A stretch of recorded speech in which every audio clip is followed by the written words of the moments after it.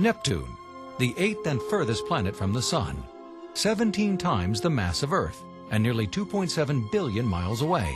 So far away that 5 of its moons were not even discovered until the 21st century. Will we ever manage to visit this distant, ice-cold cobalt blue world? Welcome to Space School.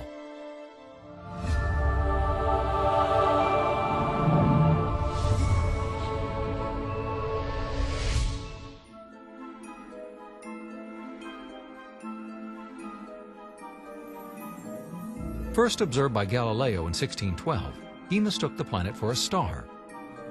Neptune wasn't officially discovered until 1846. Oddly, it was not found using a telescope, but instead by mathematical prediction. Irregularities were noted in the orbit of neighboring Uranus. Calculating the discrepancies in Uranus's path, French mathematician Urbain Le Verrier predicted the exact point in the sky where a planet should be. Astronomers trained their telescopes on that spot, and there it was, just 1 degree off from where Le Verrier had predicted. The 8th planet, the last planet in our solar system, was soon named for the Roman god of the sea, Neptune. If Neptune was hollow, it could contain nearly 60 Earths. One of the 4 gaseous outer planets, Neptune is almost identical to Uranus in structure and composition. Like Uranus, Neptune is considered both a gas giant and an ice giant. The planet has thick layers of ice and gas surrounding a small, solid, rocky core made up of iron, nickel, and silicates. The temperature at the very center of Neptune is estimated to be over 9,000 degrees Fahrenheit. Neptune, like the other 3 gas giants, Saturn, Jupiter, and Uranus, has no solid surface. Only an atmosphere giving way to a superheated liquid mantle. It takes Neptune almost 165 Earth years to orbit the Sun. Neptune's atmosphere is composed of 80% hydrogen and 19% helium, along with traces of methane. That methane absorbs red light, giving the planet its blue appearance. The weather on Neptune is extremely dynamic, with multiple layers of clouds constantly moving at high speeds. Huge storms are commonplace, with winds reaching well above supersonic speeds, nearly Mach 2. Neptune, in fact, clocks the fastest winds in the entire solar system. These incredible wind speeds are thought to be the result of heat rising from the planet itself. The Sun simply doesn't provide enough energy to explain these powerful storms.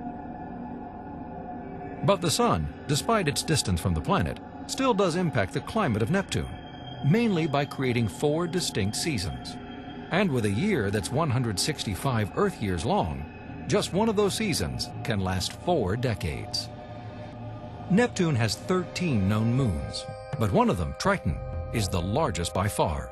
It contains more than 99.5% of the mass of all the bodies in orbit around the planet. The massive Triton, unlike most moons, moves in a retrograde orbit, the opposite direction of the planet's rotation. Most likely it was once a dwarf planet, but was pulled into Neptune's gravity.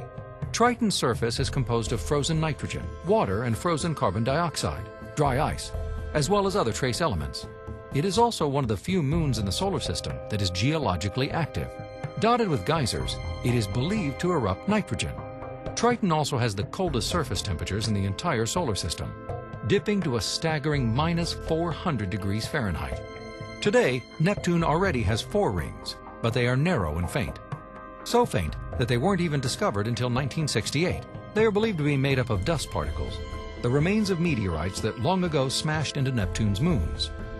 They are so unstable that one of them may disappear in as little as a century. The rings of Neptune were once thought to be incomplete arcs.